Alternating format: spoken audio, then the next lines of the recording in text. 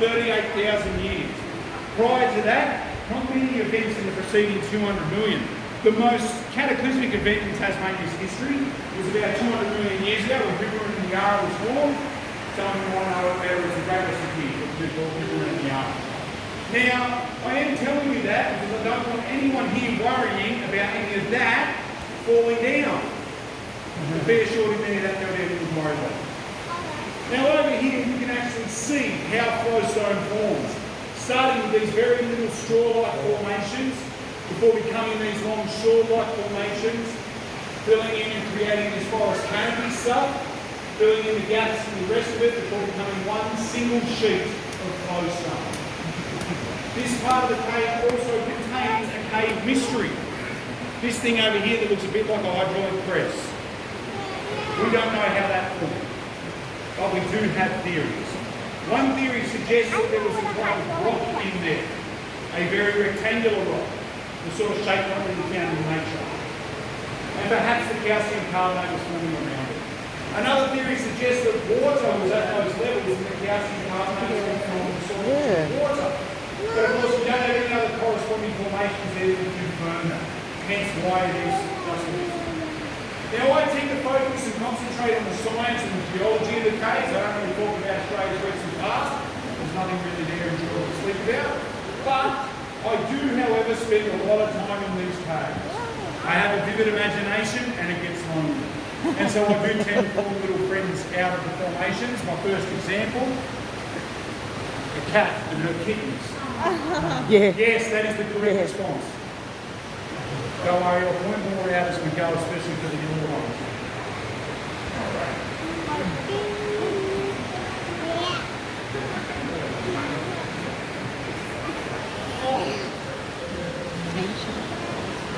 They lived in here.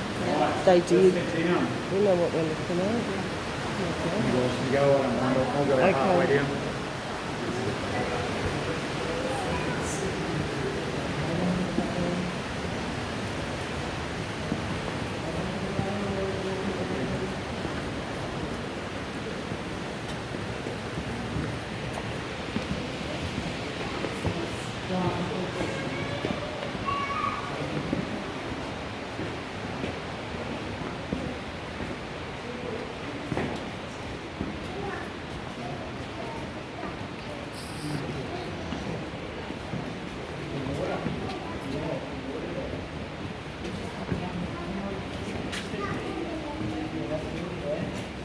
Whoa, don't fall down there. Oh, I thought that was a hole.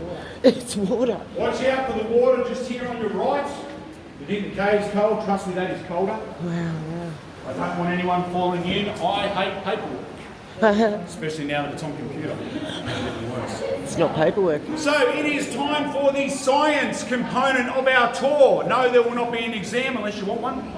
So what you are in is a karst formation. It is a type of solutional cave, which is the most common type of cave. Lots of caves will form because of lava tubes, cataclysmic events, glacial activity, and of course wind and water erosion. But what kicks off a solutional cave is actually a chemical process. In this case, limestone. That's why it's a karst. So, it started about, in this case, 450 million years ago, the Ordovician period. Now at that time, Tasmania was on the equator, part of Gondwana, and covered with a shallow sea. The marine life that lived there, I am talking predominantly corals, but a few shellfish like cephalopods and gastropods, all of that was full of calcium. When it died, it sank to the ocean floor and over millions of years became a layer of limestone. This area is predominantly limestone. But Tassie in general, lots of limestone, lots of sandstone, siltstone, mudstone, dolomite, gypsum, very soluble minerals. We are absolutely riddled with caves and sinkholes. And I'm telling you that because if any of you are going to be doing some bushwalking or some hiking while you're down here, please stick to the track. You do tend to lose a few every year. You find most of them. Now, about 50 million years ago is when Tasmania was basically in the position that it is in now, and also part of mainland Australia, although apparently that's still up for debate anyway. It is also when Tasmania became exposed to the elements, and I am talking about rain.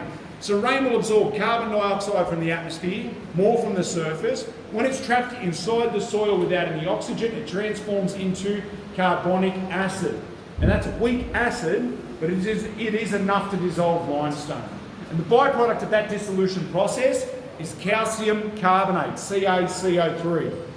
All of the speleothems in this cave are made from calcium carbonate. And speleothem is a fancy word for cave formation. You can use it at parties to impress your friends. Now, about 30 million years ago is when we estimate the formations in this cave system probably began to grow. The first type of formation that appears in a solutional cave are these long, thin ones up here, which are called straws, because they look like straws. Now, they are universally the diameter of a drop of water. They're less than a millimetre thick, and if you touch them, my thoughts exactly. If you touch them, more than likely, I get it, right? They are more than likely going to break and shatter. But under the right conditions, they can be incredibly strong. And I'm going to show you an example of a bit further in. Now, should they become blocked with a little bit of debris, the calcium carbonate will begin to ooze out the sides, and we'll get the more conical shapes like the ones on the roof up here. They are called stalactites. When it drips on the ground, you get these more globular ones like the ones you've got down here. They are called stalagmites. Very easy to tell apart. The ones on the roof are called stalactites because you have to hold on tight. The ones down the bottom are called stalagmites because they might poke your butt. Now over here we have some stuff that looks like forest canopy. So it's called canopy. You may be noticing a trend. Looks like a straw, it's called straw. Flows over stone, fly stone. Looks like canopy, canopy. Looks like shawl, shawl. In my opinion, speleologists are the least pretentious scientists. They just call it as they see it, and I appreciate it because it makes my job easier. Now, in this particular case, this shawl right here is estimated to weigh 900 kilos. Calcium carbonate is deceptively heavy when it's in this form because of its sheer density. In fact, it has the same weight as granite, which is how we get an estimation for how much some of these things weigh. Now, I can hold on to that. All of you could hold on to my feet, and provided we remain vertical, it'll actually support our weight. It's because of the way the crystals form inside of it. They form naturally at different directions, and as gravity pulls down vertically, they interlock, creating a tensile strength. But of course, whilst we're hanging there, the moment we start to swing side to side, snap. All those crystals make for a lot of sharp edges, which means it is very brittle laterally. Now, in terms of photography, this is a really good spot in the cave for photos. Some of you may have noticed that the water is really beautifully still, so you can see stalactites reflected up the back end there, making them almost look like stalagmites. The formations themselves here have a fluidity or a movement to them that really is delightful. And of course, for any Star Wars fans, lightsaber. Have a look around, take some photos. When you're ready, meet me down in the corner here and we'll continue the tour.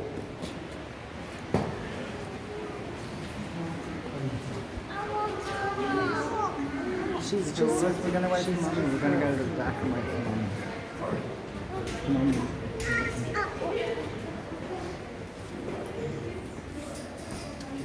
If you stand right where I'm, if you stand right here, Yeah. you can actually get the formations in the water there. You get those formations beautifully reflected in the water. That's exactly right, can't you? Look at that. Yeah, just so you know, I have been in this cave before. So I do know where the best photo spots are, and I can obviously point them out to you. Just once or twice, huh? Just a few times, yeah. Yeah. Now, these all look like man-made formations, but actually, it's completely natural. In fact, some of you may even think it looks a bit like concrete. Limestone is a primary ingredient in concrete. That's right. And that's why they look like that. Hell, that one looks like two different concretes. Yeah. But it doesn't share the same structural integrity. In fact, touching this stuff will result in it crumbling a bit like a sandcastle. To get an idea for just how delicate it is, if you look in the basin here, you see those circles? They were created by drops of water when it was dry. So that's how delicate it actually is. Really, really good. Does it dry out often? Yeah, in fact, the amount of water we've got in here now only turned up about a week and a half ago. Oh, so it's normally dry. Well, depending on the time of year. This time of year, we've got a lot of rainfall, so it's full of water, because this is all filled by rainwater. But I've been in here when it's completely bone dry. So, yeah, and dry for a long time. And the worst thing is that we do have people organised doing like wedding photos in here. If you come in here and do wedding photos and it looks like this, magical. If you come in here and do wedding photos when it's completely dry, not so much. Yeah, I know. It's one of those things. Hey, look, the rain doesn't work to my schedule. So, all right, now for those of you who are feeling a bit like you are surrounded by rock and by stone right now, you are actually surrounded by crystals. All of these cave formations are made from tiny little microcrystals. As the light enters, it's refracted in all these different directions, and you get this beautiful translucence. Many a lady on tour has told me they think it looks like a salt lamp. They sell them at shiploads at the moment, so I've seen one, and all I will say is this: Mother Nature does it better. Now, for those little kids on tour, especially the little girls, if you want to see a cave mermaid, just over here. Now, she's just sitting on the back of a fish over here, and you can see her pet snail as well. But thankfully, her little pool is full of water at the moment, and so when we leave and we're not around, there's a good chance she'll probably get in and have a little bit of a splash around. Now, you're also probably being exposed to some different colours in the cave. First of all, this bluish blackish colour. This is limestone. Now, a lot of people think that limestone is white. That's actually just marble that's been and marble is just limestone that's been superheated, more than likely by a volcano, but it is still pretty much CaCO3. The limestone here that has this bluish blackish colour, that is an identifier of the fact that it is jam-packed full of organic material, and so that's why it has that sort of colour to it. When carbonic acid dissolves pure limestone, we get pure calcium carbonate, this pure white stuff that looks a bit like marble up here. Really, really stunning. The other colour I want to draw your attention to are these reddish brown colours that you're starting to see. Now, that occurs because of iron deposits on the surface. You see, iron, when it's exposed to water and oxygen, leads to iron oxidisation, what you know of more commonly as rust.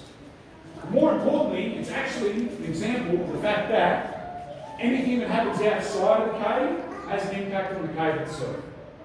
Now, occasionally, it's benign. Iron deposits, no harm, no foul there. But what about when you put, I don't know, like a giant mine right next to the Great Barrier Reef? Well, then you're going to have enormously damaging and destructive impacts on that environment. This is the same for all of our natural environments, all of our reefs and rivers, our creeks and streams, our mountains, forests, and of course even grasslands are all affected by activities in and outside of them. In fact, just our presence within this environment is having a negative impact, whether we like it or not. We exhale carbon dioxide, and everything in here is made from carbon. We are affecting its growth rate. We bring in vegetation on the soles of our shoes. Sometimes it's lambent flora, which is a type of moss that can grow in really low light and is really damaging for formations. And of course, the worst offender is actually our clothing. All that fluff just floats around until it attaches to something, even like going issue. But there is a way that you can minimise your impact on these natural environments, and it is very simple. No, but that'd be great. We are an invasive species, so if we can do more of that, that'd be fantastic. No, what I am talking about, however, is the footprints principle. And it's really easy. You take nothing but photos and memories, and you leave nothing but footprints. And as I said, you might even have one or two things for future generations. Fingers crossed. All right, now, this little tunnel that you are about to go through is quite confined. Please be mindful of your heads. Now, I know that I've said I don't want you to touch anything, but I do understand that accidents happen. If you find yourself a little imbalanced, please remember to use your knuckles or the back of your hands to steady yourself, because there's less surface area and less oil, and therefore less chance of bleeding. Go for it. I'll turn all those lights off, and I'll meet you there for a blackout. Oh, sure. You lead the expedition. I will lead the expedition, thank you. I'm an archaeologist. Oh, she's narrow, right.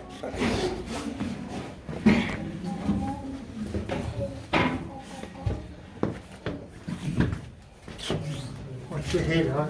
Yeah, oh yeah, I got a hat on. Does not help.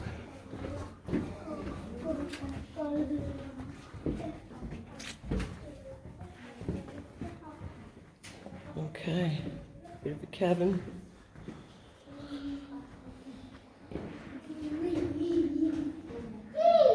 Black is black.